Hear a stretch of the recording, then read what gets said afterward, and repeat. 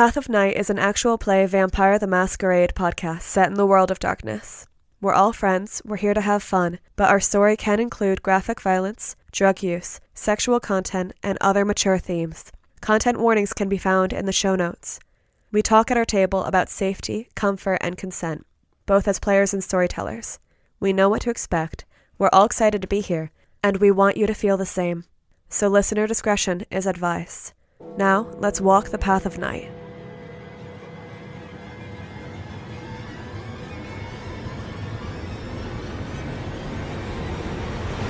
Last time on Path of Night, Neil, Kabir, and the Bruja were running away from the horde of Ravnos when the Malkavian realized the possibility of an illusion. With the assistance of Neil's Auspex, Weather led the group to Jan Petersen. The Archon revealed more about the movements of the Sabbat and the plans of the Camarilla, and offered to provide transportation for the group back to New Haven. Wynn sent a message to Xavier, but encountered Zophiel instead, hiding within Raven's body. The demon gloated about the arrival of the Maelstrom.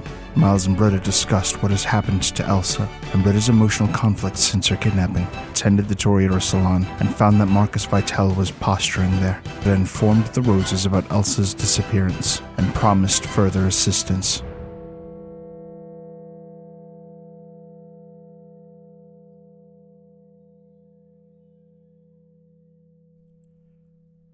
Britta, you return to your room to gather your thoughts and prepare to make your phone call. And as you sit down with the phone in hand and start planning what you're going to say and how, you hear an urgent knock at the door. Come in? Britta manages to say the come in, but Wynn is already opening the door when she says it. Hey, whatever you're doing, I need you to drop it, and we need to go get Ramirez and see if they can help us. About? Storm's here. It's in the Shadowlands. It's gonna be the end of the ghosts. I don't know how much time we have, but Romeo and Joey are in trouble. Romeo. And Britta will look around and see, just in case Romeo's around. She'll heighten her senses. You do not see Romeo here. You see Britta's eyes go wide in that scan of the room, but no flash of revelation. Britta looks down at the phone in her lap, and with hesitation, she puts it back on the cradle. Is it a quick call? I really should apologize to Prince Pendragon soon, but... For being an inconvenient kidnapping victim? No, it can wait. Let's go. Maybe in the car? You do what you gotta do. Okay. Wynn stops by her room and gets like a pair of just like slip-on sneakers or something just so she has something on her feet, but she's really not looking for boots to break in or flip-flops that are going to come flying off. She just grabs some shoes and goes. Wynn just grabs one of the more convenient sets of keys. She takes like a Ford or a Chevy or a Dodge, nothing. Do you have those? There is the Blazer that we use. It's like a little bit taller up, a little bit more inventory, but is our more casual going around vehicle that's still very noticeable. She doesn't want to ruin one of the nice cars. She grabs the Chevy keys and heads out to the garage. Britta's hurrying along with you. She stops kind of hopping into her shoes to poke her head into wherever Miles is and ask, do you think the cell phone's working? Yeah, it should be working by now. All right, I'm heading out with Wynn. All right, keep me updated. Yep. As Wynn gets outside, she unlocks the car, gets in, starts it up, and once Britta's inside, she starts pulling out and mentions, by the way, Z's out. He's back in the area. Like, free? He's in Raven. Like he was in Miles? All he said was she wasn't there, and she was rabidly anti-him. Yeah, it doesn't look good. But he's not allowed to hurt us, right? There's a very fine nit to be picked. He can't cause us harm, but he can certainly watch while we suffer. All right, the rundown on what's happening to Joey and Romeo? The storm is here. It's starting to pick up. Mm-hmm. I don't know how much time we have, but it moved from the east to here, and I haven't seen any wraiths around. So maybe you make your phone call or send text messages. I need to call Ramirez because I know he has a way. He probably has one of Joey's last things that might be a safe place for him. Yeah. Do you, while I'm doing that, think of, and I know this is hard, but I also know things are starting to come back to you.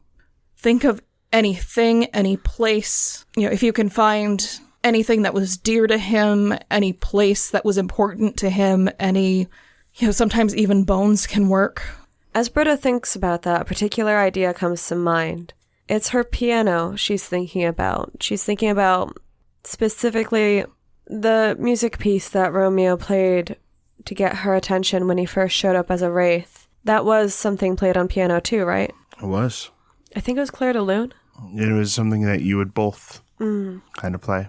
As I'm kind of rocking my mind and thinking through what little I can remember before amnesia took over, but also what I know of Romeo to this day, does my piano ring true for an item of great importance? It is certainly possible. Britta furrows her brow and says, maybe my piano would work?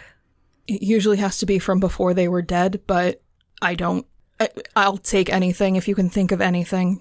It's worth a try. It's the item in my haven that I know that he's interacted with the most, and he would have been there when he was alive, I think. All right, that it could work. There's no absolutes in this. Yeah. And as she's driving, she kind of wiggles and gets her phone out of her pocket. Okay, I don't remember if I can drive. No, I'm just going to put the phone on the dashboard and yell at it. Okay, do you mind if can I move to the back of the car for this? Yeah, that's fine. And she, pulls over. She probably mounts the curb a little bit because she's not being super careful. Yeah, Britta's not waiting either. She's not trying to cause you any delay, but she sees that you intend on yelling into a phone while she's going to have an important conversation herself. And so she's just going to put as many rows of the car between the two of you as she can. Makes sense. So as Britta's climbing back, Wynn will use that moment while the car is not in motion to bring up the cab guy entry on her phone, which is her entry for Ramirez's number. And she dials. Hello. Ramirez? Hey, how you doing? I've been better, Ramirez. Have you seen Joey? It's not totally how it works for me, but I haven't seen him lately, if that's what you mean. Okay, there's trouble for wraiths. So I know shit's been bad for you guys lately. Yeah, it's been hard. Yeah, and I'm really sorry. I gave Crystal something of Joey's, and I need it to keep him safe. Talking about, the whistle? Yeah. Okay. Do you have it? Yeah. Where are you, and can I come get it? Where I'm at right now is not really a place where you can have visitors, but, you let me know where you are, and I can make sure to get it to you. I'm on my way to Crystal's house. Yeah, sure. Why don't I head out there? Are you at Hell House right now? No. Are you safe? Yeah, but we can't really... I've agreed that where I am is a place that does not get disclosed. All right, that's fair enough. I'll be there in about 5-10 minutes. Okay, I'll see you then. All right, thank you, Ramirez. Of course, anytime. He hangs up. She hangs up, and she tries to ignore Britta's phone call in the back as she drives. During your phone call, there is a longer pause than perhaps necessary. Britta is hesitating. She's trying to hide and stifle nervousness. Britta curls her body to prevent sound from up front from coming towards the phone and dials the number. The phone rings and rings and rings as if it might not have an answering machine or voicemail. She stays on the line. Each ring is making her more... Just when you start to feel like you can't take it anymore, someone picks up on the other end. Pendragon's office? Do I recognize the voice? Yes. Is it Maria? It is. Hello, Maria. This is Britta Ashcroft. And how are you, Miss Ashcroft? Things have been a little wild, but I was calling to try and apologize to Prince Pendragon. His Grace doesn't have a reputation for being overly forgiving. No, He's meeting someone right now. Would you like me to perhaps take down a message? If you could please do that and leave this number? I'd be very happy to. What is your message? I realize I'm over the phone. I'm not getting the sense that she's actually going to do this as a person. Is this an empathy roll or what is this? You can make an empathy roll. 4 successes. She seems sincere. Britta thinks through everything that she's practiced to say. Everything that she's gone over in her mind. And she says, I realize that an apology over the phone isn't enough. Especially not left as a message like this. But I wanted to tell you, I wanted to tell him that this isn't like Boston. That things wouldn't have ended that way if I had a choice. That I'm sorry, is he supposed to understand this code? I think he would know what I'm talking about. I should write this down then. It's very vague. Yes. If you could write that down, that would be best. Of course. And is this the stammering part of the code? If you wanted to include the stammering, you could. And the sheepish tone? You could narrate that too, if you wanted. It's the words that I feel are important. I understand you're just not saying very many words, so I wonder if the tone is important as well. I just want to make sure I have this down right for you. I think if you write the words, that's what I'm asking of you. Okay, give me just a moment. Okay, I'm sorry, from the beginning, what were the words? It would have been different from Boston. Please write that I am trying to reach out to apologize. That I didn't mean to run away. That I wouldn't have if I had a choice. And that he didn't deserve my reaction. And that I know that there's more needed than just a message left. But that I'm sorry. Right. Well, I'm going to get this message to him right away. But it is only fair that I warn you that he doesn't like phone calls very much. Okay? I'm sure he can make his own decision on how he chooses to contact me if he does. Right, I just want to make sure you manage expectations. I think that will be all right. All right, you have a good night. She hangs up. About 2 minutes later, the Blazer arrives, and Britta's phone rings. I'll go deal with this. You do this. All right, thank you. I'm sorry. You don't need to apologize to me. It's fine. Britta steps off to take the call. And Wynn pops out, slams the door, and hurries up to the house.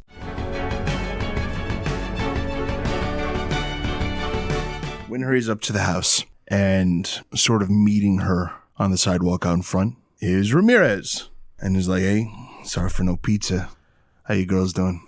It's been a hell of a week, man. I don't know how it's been for your folks. It's, well... From what Johnny told us, it was pretty bad. Some of us made it, and I'm grateful for that. Glass is half full sometimes. That's the way it's gotta be. Otherwise, nah, I'm not gonna go there. Not tonight.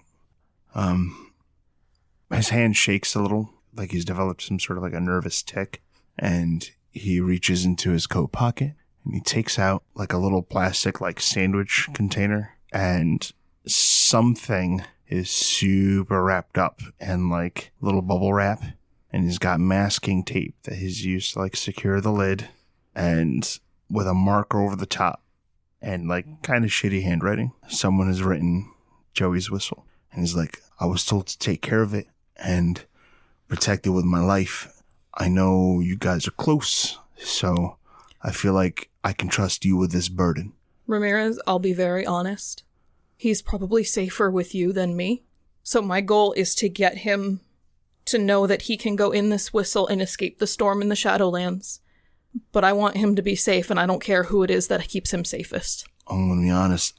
I understand most of what you said, but you let me know what I can do to help, and I'm going to do it. How much? Wynn kind of closes her eyes and thinks for a minute. So, I know you guys know about the storm in the Middle East, in Bangladesh. Yeah, I follow the news from time to time. Okay, that same storm that's killing everybody, it's happening in the place where ghosts exist, the Shadowlands. So the storm that's been going on for a while is not going to get any better? I have no idea what it means for this side, but it's destroying all of these souls in the Shadowlands, which is where Joey is. I don't know if there's anything I can do to help that. I'll be very honest, I don't really know your skill set. I know one of you held a werewolf at bay until Johnny got there, but... He points at the Tupperware and is like, that's pretty much my skill set. I can taxi, but I'm just a guy. We all were at some point, man, and then we stepped up to be something different. Yeah, fair. What's the next step? I want to get as many out as I can, but they have to have safe places to go, and things that were important to them, either before or after they died, are their best chances of being able to escape. Wait, hold on, Wynn. The dead don't belong here. This is like... It's like Rot Central if you do that kind of thing. Only if they go back to their bodies. They're here. They've been here. I trust you. You said it, like, firmly. I've fought rots, man. They're no good, and that may be one of the saddest things I've ever seen. So do you want the Tupperware, or... I do. All right, well, here you go. And, Does it look like the whistle? Yes. Okay. It's just, I mean, it's hard to see. Like, He's got it, like... Literally bubble wrapped. Yeah. He clearly did not understand entirely what she meant by, like, keep it safe. But he's, like, he's just doing everything that comes to mind to accomplish that. Thank you. Don't tell me anything you think would get you in trouble with your people. Do any of you see the undead? Do you see the wraiths? Do you see any of the spirits that are all around us? We are shown what we need to see. That's the only way I can explain it, and I understand that might not make a lot of sense. Man, the level of bullshit this week that doesn't make sense that I still have to deal with is off the charts, so at this point I'm okay with the answers you're willing and able to give. No, I think that's just the best way to explain it. It's not that we're special and see, it's that we're shown. Well, something's choosing you to see. So. Yeah, well. It may not mean that you're special, but it means that you're the right person for it. I think it's just a part of the human condition, you know. Which part? Like 90% of the brain doesn't get used. That's not true. And I'm not going to argue. I studied psychology back in the day, man. You use 10% of your brain for conscious thought. The rest of the 90% is used for autonomic reflexes and stuff. It all gets used. Yeah, well, maybe this is a reflex. Could be. So you agree? You kind of like cracks a smile. I agree that there is a possibility in all the things we've ever known being wrong. I'll take it.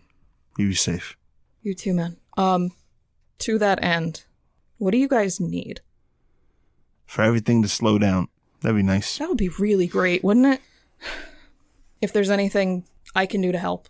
If there's anything, I don't know, I'm not going to speak for everybody else. If there's anything I can do to help.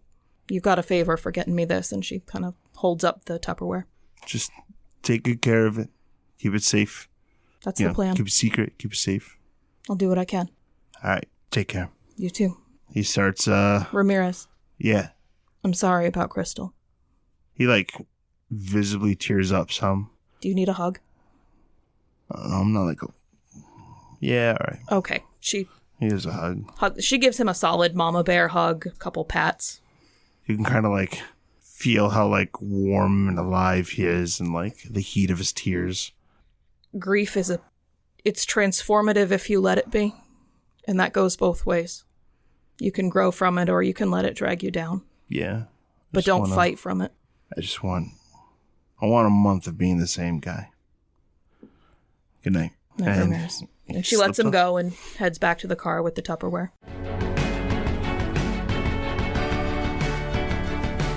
So the phone rings. Britta picks up. Hello? So are you using heightened senses or? I do think her heightened senses is up purely because she's probably been standing here in a bout of paranoia and upset. And I think also that she would put her heightened senses up just in case there's anything going wrong with Wynn. So, yes. Okay. I see you've survived whatever it is. Yes.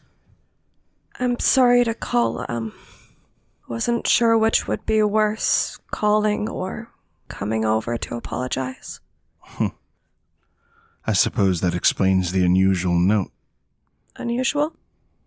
I received a note from Maria saying you said something ridiculous, but the details weren't included. What ridiculous thing did you have to say?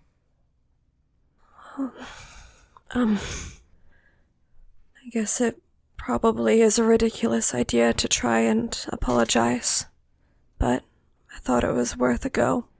So you left a message? There was a lot more to the message, and it was said a lot. No, I don't know if it was said a lot better the first time, but... Very much a product of the 90s, I suppose. I honestly... I'm not sure, but, Apologies. What I mean to say is... Normally something said with meaning is expressed with a letter or direct conversation. Would you prefer a letter or a direct conversation? It's not my apology. But it is for you. Then make it good. I understand that you were drawn away because of your affiliations. Is that correct? I wouldn't have tried to run or done any of the stupid things to get away that I did if I had a choice. Are you apologizing for not staying longer? That's part of it. Why should that matter to you? One part of what I'm apologizing for is how I treated you. I wouldn't have lashed out if I could have chosen not to, but I still did it, and I wanted to apologize for that, and then I really didn't want it to be at all like Boston. You said that you really didn't like us running away like cowards, and that was the last thing that I wanted to do again. I wanted to show you that I appreciated you keeping your word, and I didn't want to leave. What did you want? Important note. Am I still alone for this conversation? I need to actually to know when Wynn comes out. You see Wynn and Ramirez hugging. Britta, what do you want? When you came to get me, I felt like I had to take the chance to set things right between you and the coterie. And I was scared that you were going to kill me or worse, kill them. And I'm so ashamed of knowing so little about myself and about losing my memory, about being controlled and manipulated, about the people I told you about in the hotel room, and I'm ashamed of my lack of autonomy and my confusion about you in the shower and how you make me feel, and I keep thinking about how your scars felt when I was touching you, and I think you could really fuck me so hard that I wouldn't have to think so much about all of this, and Britta realizes what just came out of her mouth, and she immediately hangs up and pulls the phone close to her chest like she's hiding it from herself. Well, as you hold on to the phone, you sense a looming presence. And as you turn, it would seem that Wynn had arrived just in time for the tail end of that. Hey. How'd your call go?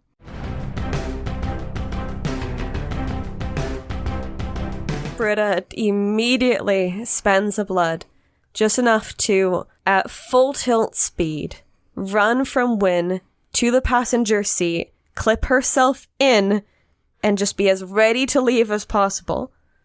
Wynn, she doesn't want to be amused by this, but she's vaguely amused by this, and just kind of like sucks her lips into her mouth to not laugh as she walks to the car, gets in on the driver's side. Britta just keeps her body rigidly, like, not quite forward, turned away from you a little bit, like she's hiding, but she's here to do what they're here to do. Wynn starts the car, kind of looks over to Britta. You look over and Britta just turns the radio on. Well, she was gonna say, hey, do you want the radio?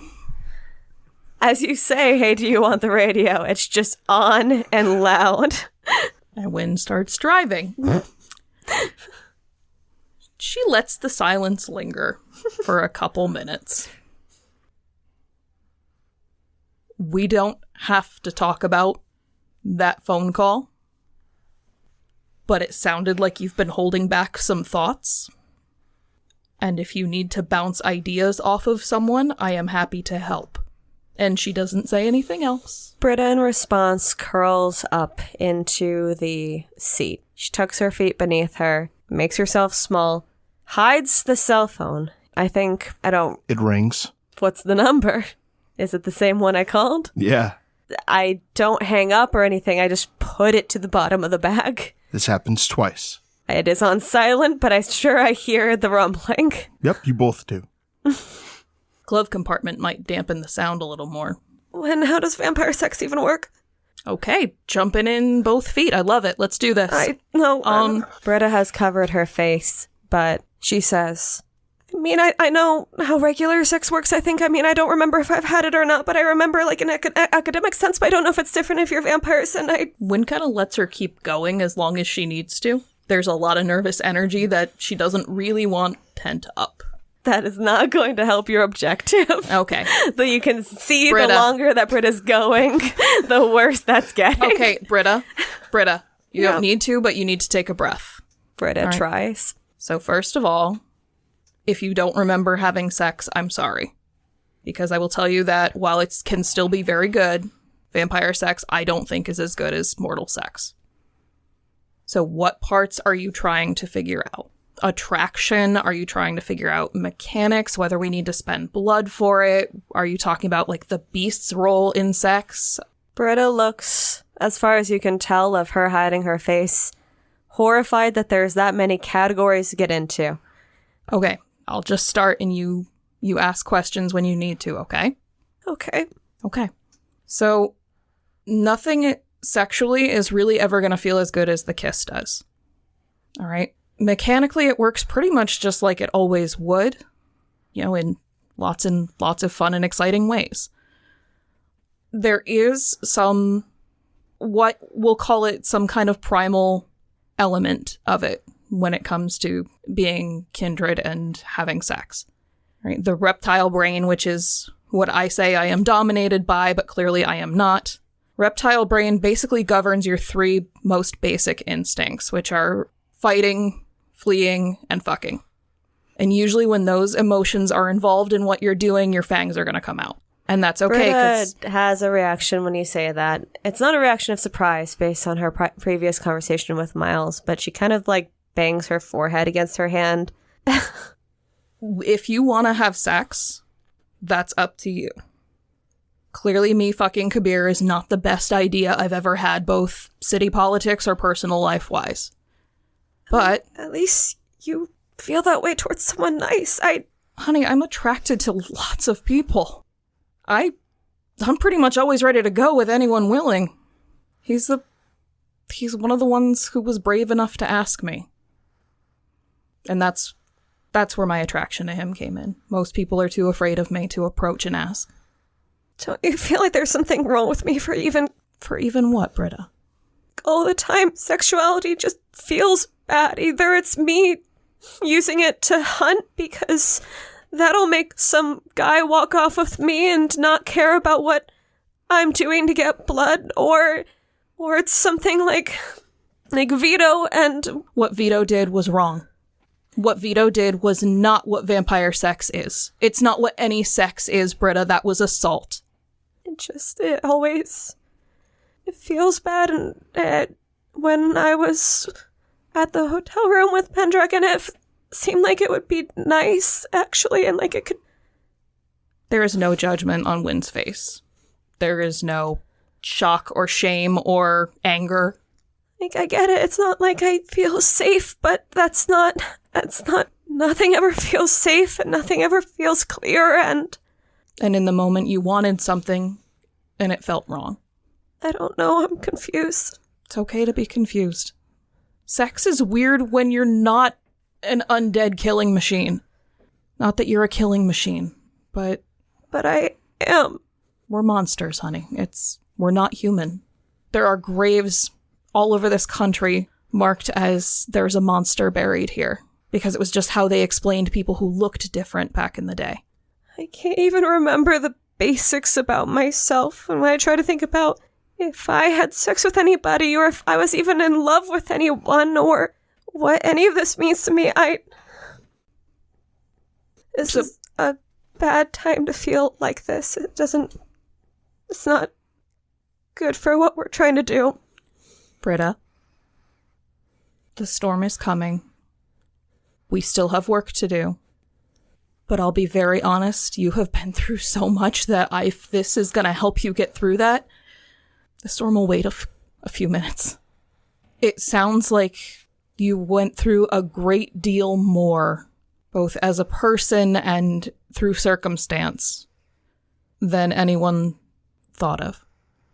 Not knowing yourself, losing yourself, it's a hard road to come back from. I have been very fortunate that I have almost always known what I want, who I am. There was a time I didn't. I felt very close to losing myself. I was a monster.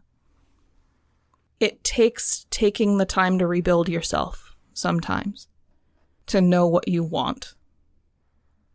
Or that's not even right. To know why you want what you want, but it's always okay to want what you want.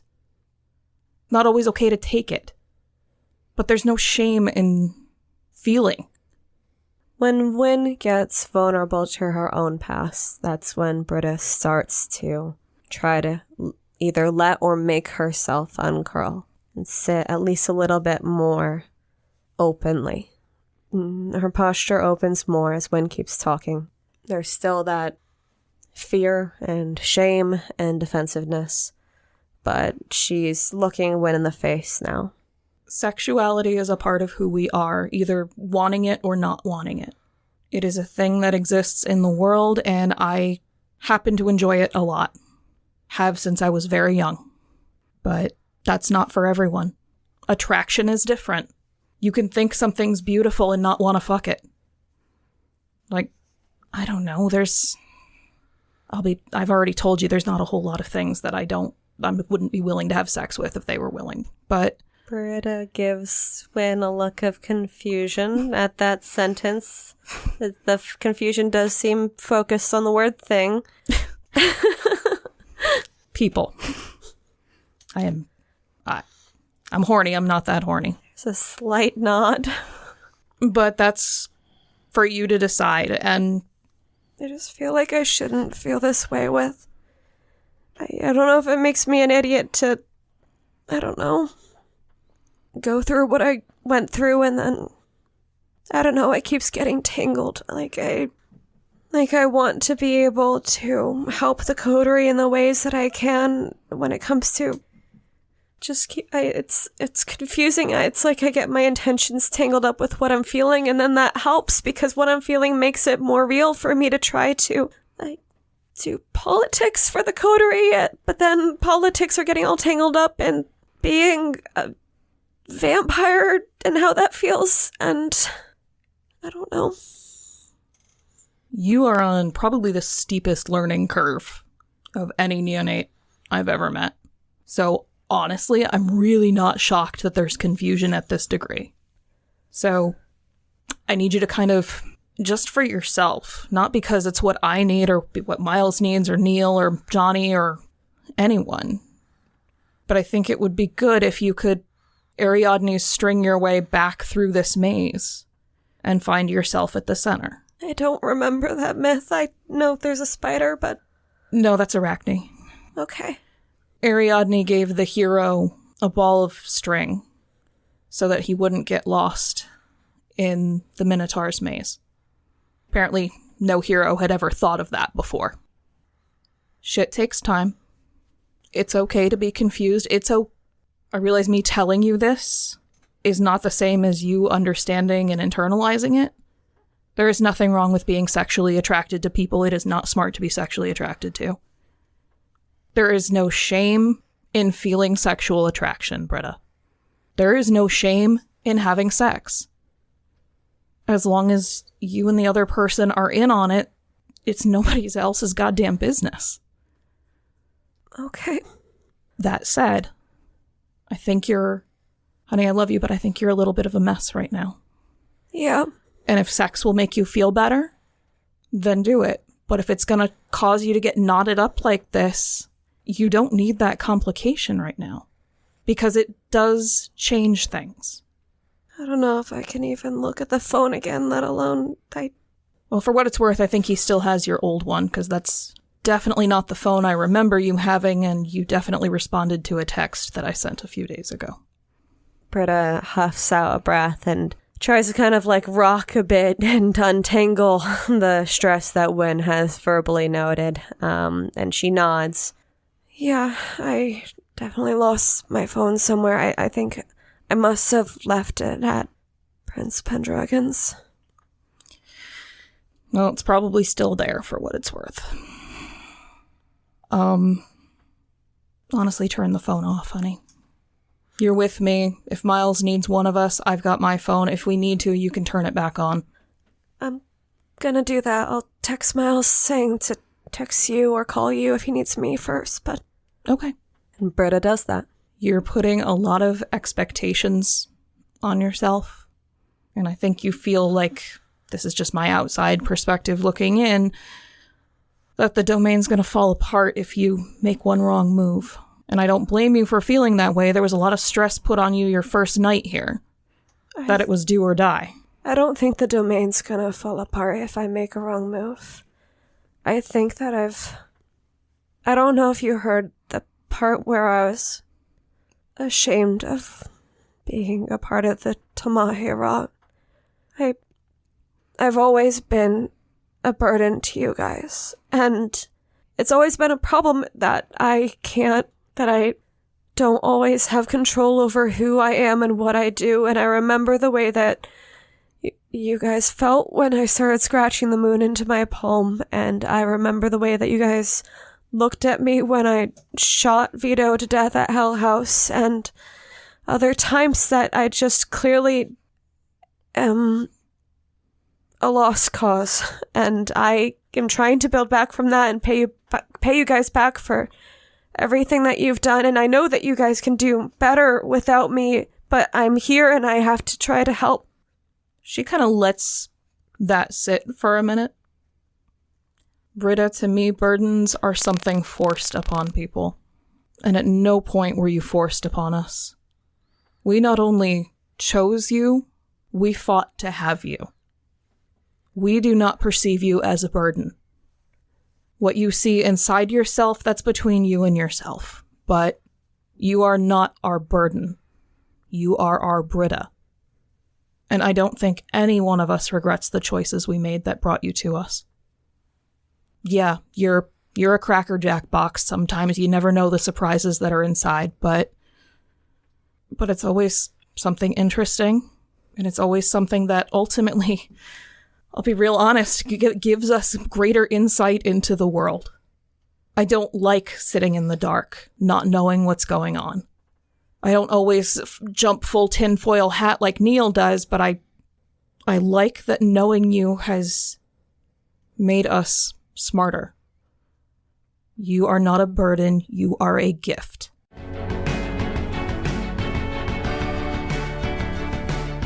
Miles, you've been sitting the throne for about a half hour. People watch, they socialize, they interact, and on the surface, it looks like you're running a perfectly peaceful domain.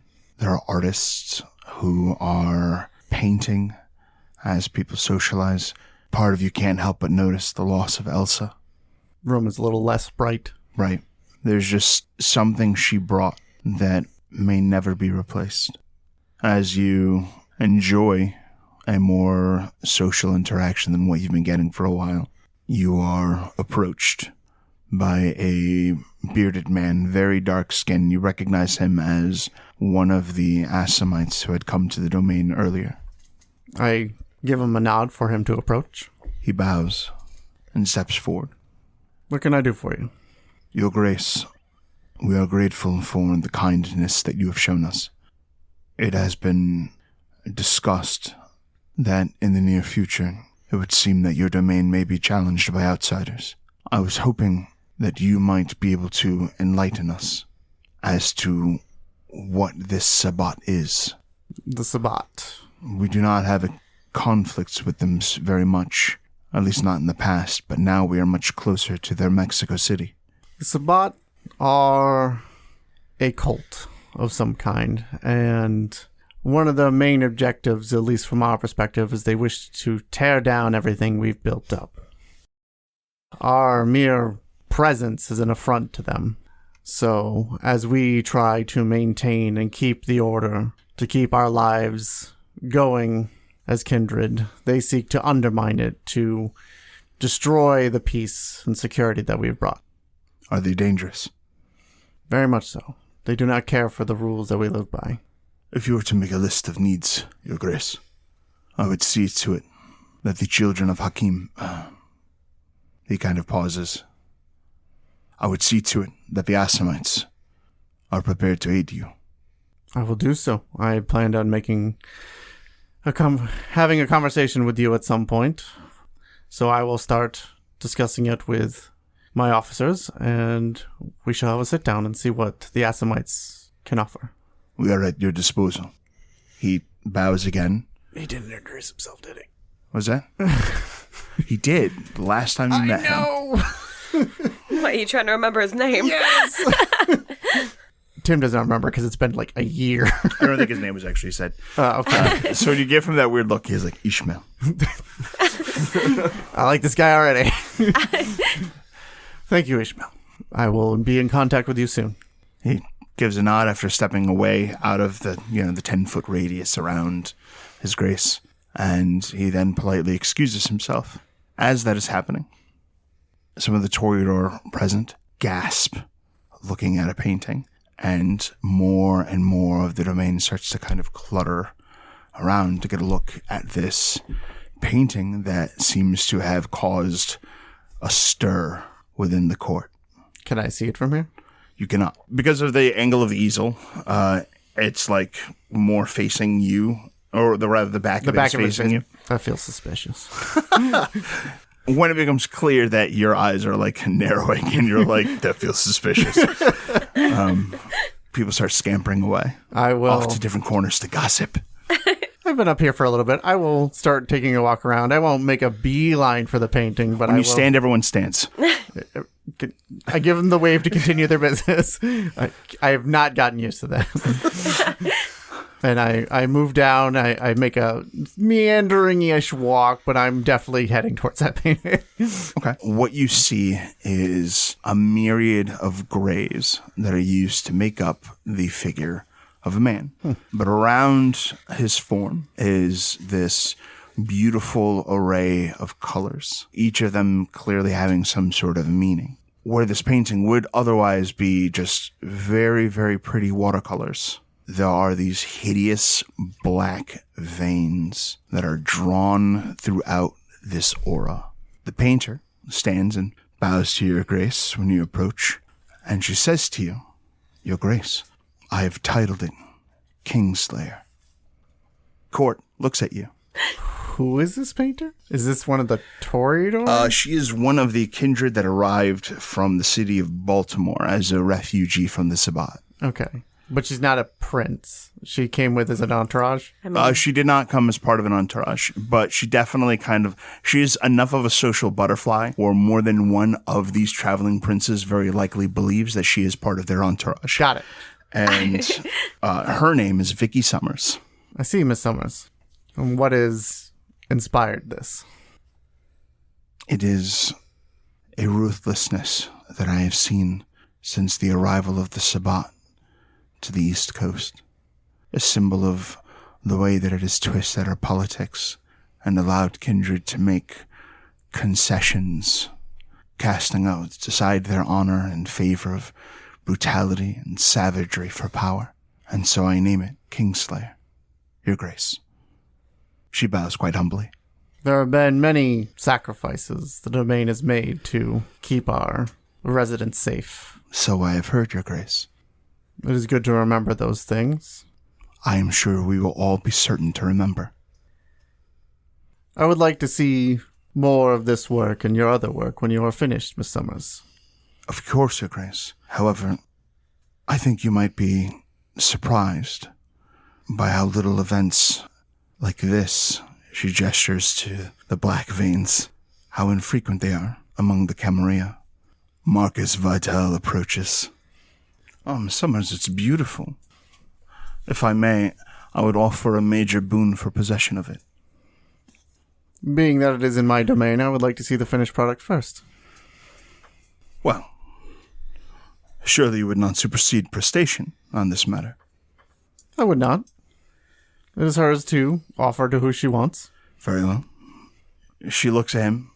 I accept, Mr. Vital. I have not heard any other offers. And he's like, their loss. If you wish it, Your Grace, perhaps I will allow you to see it when she is finished. I raise my eyebrow at Marcus Vital. You seem to appear at a lot of the same places that I do. That is the nature of the Camarilla, Your Grace. Outside of even the court. Well, you are the prince. I would imagine you would appear at all of the best and brightest of social gatherings within the domain, and I have made a point of doing so myself. I will see you around, Mr. Vital. Of course. He turns to Miss Summers. Actually, on second thought, why don't you have that delivered to His Grace's office when you're finished?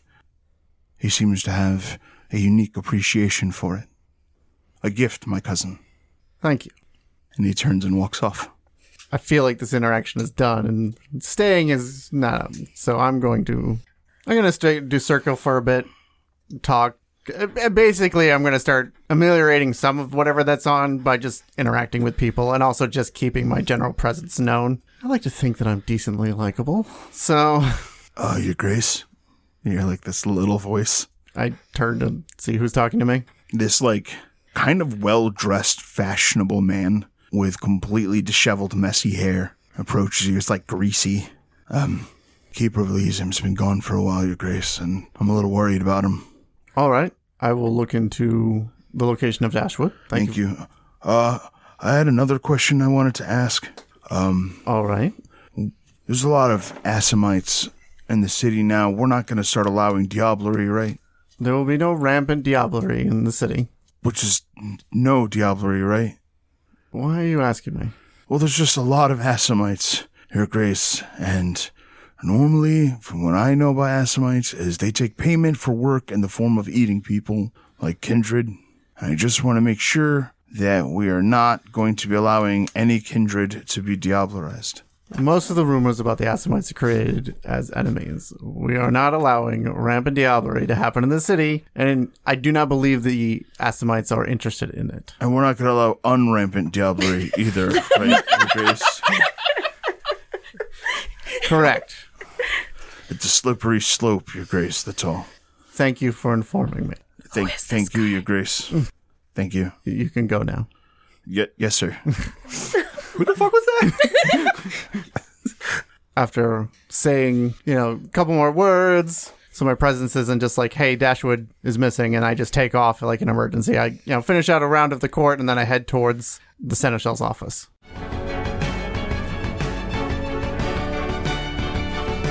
Johnny, how does the Seneschal's office look? So when you open the door to enter the Seneschal's office, a thick cloud of Morley smoke comes out. It's a little bit hazy in here. Hanging on the back of the door is a black sports coat. It looks like it hasn't actually been worn at all. And in the center of a little tornado of chaos, folders placed here and there, sits Johnny, rubbing his temple with the phone up to his ear and a cigarette hanging out of his lip. He's sitting behind a computer, and he looks like he has this kind of expression like, I'm a few moments away from frenzying on his face. He's wearing his typical jeans and work boots, but he's got a black collared shirt with a tie, half undone. The shirt's a little kind of rumpled looking. He's definitely in a state And as you enter in, his eyes kind of flash towards you, and he motions for you to come around to where he's sitting. And he looks like he's just finishing up on the phone. Look, it's been 3 days. I want it done, or it's your ass on the line. Now! And then he slams the phone down. He hangs his head, and as you come around, you realize that the computer's not on. It's just got sticky notes all over the monitor. He pulls one of the sticky notes off, crumples it up, and throws it in the trash, and looks up to you. I am not cut out for this. You can get an assistant. All right, but how do I know who to trust for this kind of shit? I don't know. Who do you trust? Maybe Jane? Seems like a solid idea. I don't know where she is, but... Neither do I. She's been awfully squirrely as of late.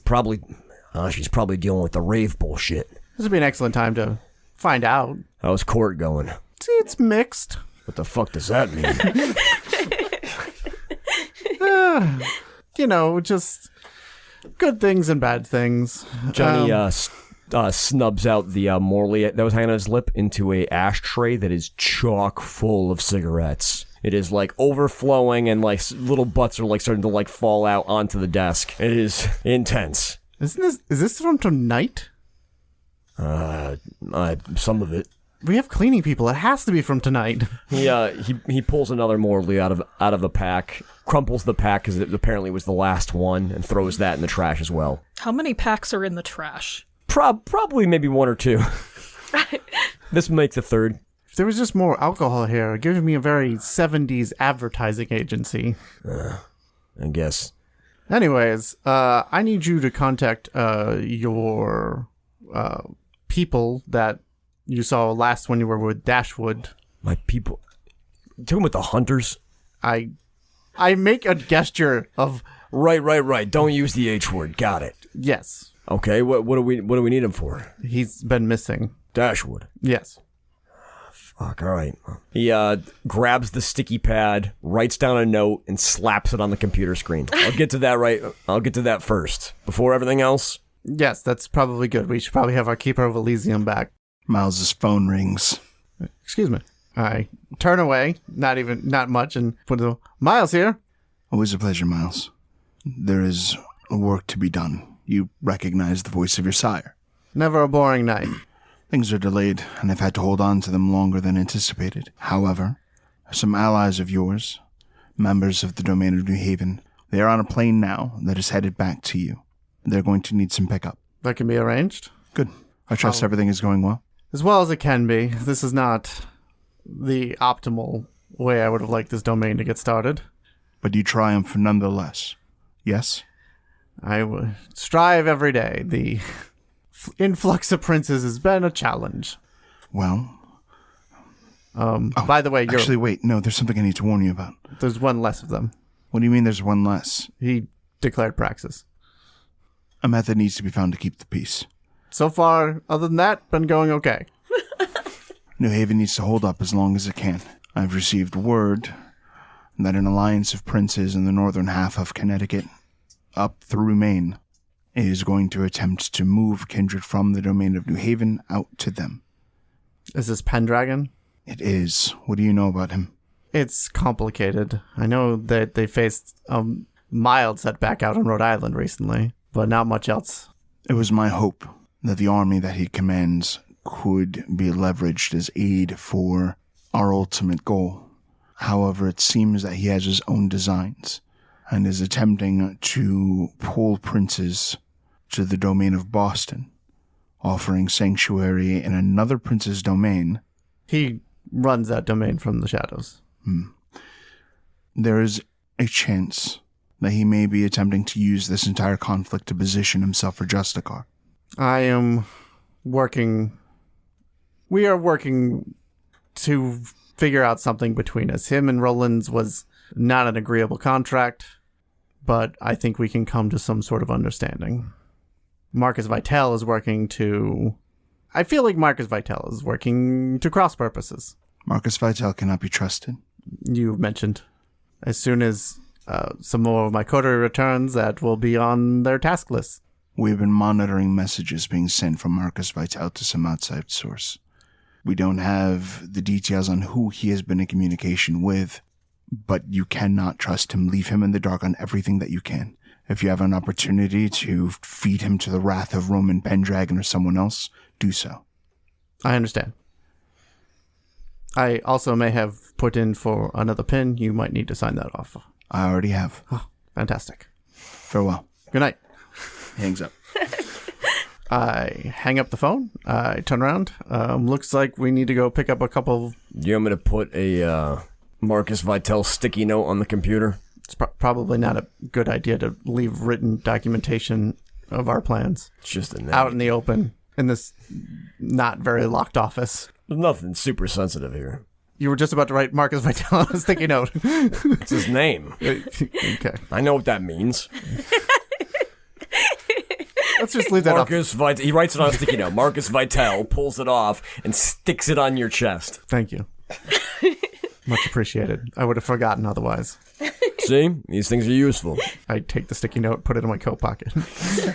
Anyways, we need to go to Tweed Airport. What the hell do we need to go to Tweed Airport for? A couple of our friends are arriving. I think they're coming out of New York. Which friends are these? He didn't specify. Oh, great. So another Jan Peterson pick up my friends' missions. This could either be some kind of femme fatale assassin. It could be a squad of Setites moving guns. It could be more Assamites. Who the fuck knows what your goddamn sire wants? I'm sorry. I'm just... Maybe a drive will be good for us. You know what? It would. Johnny stands up and he goes to grab his leather jacket from the back of his chair and finds that it is not there. Miles indicates to the sports jacket behind him. Johnny grimaces, grabs the sports jacket off the back of the office door, but does not put it on, just carries it in his hand. It's been well seasoned at this point, so I think it was ready to go. Yeah, all right. What vehicle are we taking? How many people do we need to pick up? I don't know, something large. He didn't specify. All right, I'll grab one of the Sprinter vans from the garage. Oh, You want to take one of your... we could take something nicer than a Sprinter van. All right, fine. The Escalade? Excellent, that's better. It's not a Sprinter van. Do you have a preference on the color? Preferably not black, but, I will live with it. If I can figure out which one isn't black, I'll take that one. Sounds great. There's a knock on the door. Johnny opens the door. Yeah? A man with disheveled hair, but is actually rather well nice dressed. He's wearing like a turtleneck and like... Is this the same nice dude? jeans. Yeah. Hey. What do you want, turtleneck? Sorry, Seneschal. The followers of Set are here. They said they have a gift and an apology for the prince. I don't trust any gifts from the I wouldn't Setites. trust any of that. How many of them are here? Just one. Big looking guy? No neck? Nope. Woman, lot of neck. Johnny's expression changes from annoyed to interested and amused, and he shoots a wry smile at Miles. Oh, looks like it's your date. Let's go see what this is about. Turtleneck. What's your name again? Peter. Peter. Yep. Looks like you're Turtleneck now. He slaps him on the shoulder and walks past. When you peek out the door, you can actually see Khalees in this very revealing white and gold dress. And she's got tons of pieces of golden braids through her long hair, big gold hoop earrings, necklaces, plural, that are draped around her neck and over her, her very curvy chest. And she simply waits. I look at Johnny. I will go meet her. You better go meet her. Or you will? I can't afford a woman like that. We can increase your salary. Johnny kind of nods. Might not be a bad idea. She gives this wave, and you can see even her nails are done all black with these flecks of gold. They come to these claw-like points. Sounds dangerous. I start moving towards her. She approaches you and bows. Your Grace. Khalees. I have been sent regarding my behavior last I visited, and I have been asked to apologize to you, and I am sorry if I have caused you any offense. Very good. I also bring with me a gift. And she takes out this little box that she has set aside on one of the seats by where she was standing and waiting for you. And she opens it. And within is this very, it's a little over the top, but it is this golden amulet chain with this huge topaz on it. Is this enough to make Tori and the nearby start? It is. Okay. Losing their mind. It is imbued with the magic of spirits. Any who wields it is made into an unparalleled swordsman, and she offers it to you. I will accept the box, closing the lid for now. I find this apology appropriate, and I will be willing to discuss the relationship with the Setites in the future. Whenever you feel is best, I will warn you that we have recently been approached by the Sabbat. They are asking that we stand aside. They have offered much. She bows. Until next time. Until next time, Khalees. She excuses herself and walks as though she knows that you're watching. Seems appropriate. And she's doing it on purpose, so. Tim, this amulet is an entrap ephemera item. Within it, when activated, it grants an additional 5 dice on melee rolls. I'm going to wait till I have somebody with magic to check it out first. You recognize it as the same term that a certain venture used when imbuing your sword, but instead they put it on an amulet. When you finish up, yes, you do happen to notice that Johnny is waiting by the painting. All right. I will continue to carry this box with me and move over towards where he's at the painting. The fuck is this thing? Has the artist left? Yes. It's a painting by Miss Summers. Called Miss Summers? Yes. Vicky Summers. Came from the Baltimore area. Baltimore area. Who's in charge of Baltimore? Or who was in charge of Baltimore? Can I make a roll for that? Intelligence, politics, difficulty 8. Well, Johnny has just been brushing up on his politics. I guess I'm going to do this too. No successes. 4 successes. Her Grace, you aware of the flux that the domain of Baltimore had experienced? Originally, the prince was a gangrel by the name of Prince Ash. However, when the gangrel left, Ash left with them, and there had been a Primogen council that had been maintaining things since, waiting for one of them, essentially, to attain enough power to claim the right of domain. Looks like it's been a Primogen council since Prince Ash left the area during the Great Gangrel departing. Huh. So is this supposed to be you? It was left to be unclear. So that's a yes. It's supposed to be delivered to me. Delivered to you? Yes. Marcus Vitale has purchased it and given it to me as a gift, tribute. I'm not sure. Does it have a name? Kingslayer? You're okay with all this? Seems like a pretty pointed attack at you. I mean, be worse things to be called. Yes. What are you planning on doing with it? I don't know. It's pretty well done, so that doesn't feel finished. Yeah, it's hard to tell with art. I don't fucking know. Any suggestions? Well, if you get rid of it, it's like you're trying to wash the barb away, but that's people are gonna talk, right? I say fucking lean into it. Put this thing behind your throne. Remind everybody what happens to people who fuck with you. It's not a bad mention at this time, since we are in the middle of a war. Yeah. If people want to take shots at you, they're going to have to be a little bit more explicit, because these little nuanced things like this, just play it off like you think it's funny. Where it's like a pin, maybe? Yeah, like a pin. He kind of points at your chest where you actually have your dignitas on your lapel. Very good. I'll keep that in mind. That way, if they want to try and be a little bit more straightforward about it, they give us reason to fucking take their block off. Not a bad idea. Johnny kind of sweeps around looking at the court. Is there anything else kind of out of place in here? You're taking a look around. Honestly, everyone's kind of socializing and having a good time. There are less people here than there probably usually are, but that's to be expected with rumors of the Sabbat. The Assamites are actually present. No one talks to them, and what interactions there are very terse and unwelcoming, but they're actually here, sort of just enduring whatever disdain the domain has for them as best they can, while trying to normalize their presence. How have things been going with the Assamites over there? I mean, everyone else dislikes them. I don't really... They seem very nice so far. Very helpful. They want to do more. Do they? Ishmael, their spokesperson. reached out today to see what else they could be doing for us. And To that effect, yeah, Johnny looks over to where Ishmael's standing and goes striding over. Ishmael and all of the Assamites stand to greet the approaching Seneschal. The prince tells me your name's Ishmael, I am Seneschal, he bows. and that your clan is looking to do more for the domain. He speaks truth, Seneschal. Well, this is maybe a small task, but do you have someone in your coterie that might be talented at office work?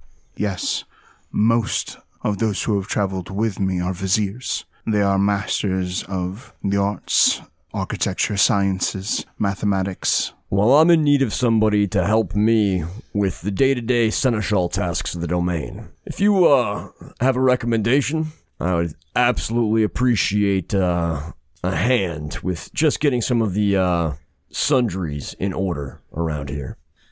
Seneschal. This is Aisha. Some of the Assamites kind of part, revealing this meek, shy woman in a hijab. She is the most intelligent woman I know.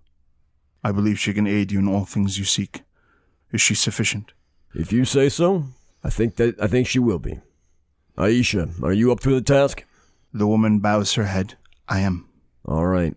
We'll get started on trying to sort things out tomorrow night. I'll see you at the offices here. I shall await your arrival. Thank you. Johnny nods to the group of the Assamites and heads back to Miles the Prince. shall we go? Yeah. And the two of you head out. Path of Night is a Vampire the Masquerade podcast set in the world of darkness. Britta Ashcroft the Toreador was played by Rebecca Steigelfest. Johnny Saxon the Bruja was played by Garrett Gabbey. Miles Davenport the Venture was played by Tim Davis. Neil Foster the Malkavian was played by Rob Muirhead. Wynn Cabot the Gangrel was played by Erika Webb. Your storyteller was Lex Lopez. Recording by Rebecca Steigelfest. This episode edited by Rob Muirhead. The music used in this episode was composed for Path of Night by Brian Matolius. Find him online at brianmatolius.com. Path of Night uses the 20th anniversary edition of Vampire the Masquerade with a few limited house rules. Vampire the Masquerade and the World of Darkness are owned by Paradox Interactive. Make sure to subscribe to us on Spotify, Apple Podcasts, or wherever you get your podcasts. We can be found on YouTube at youtube.com/@pathofnight. You can help support the show on coffee.com/pathofnight. Find us on twitter.com/pathofnightpod, on facebook.com/pathofnightpodcasts, or email us at pathofnightpodcasts@gmail.com. See you next time, Kindred.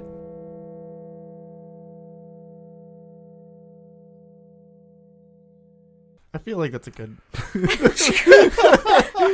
If we cut away right now, people will not be thrilled. I would Wynn needs to reply to this. Yep. Tim, I know this is very stressful for you. I'm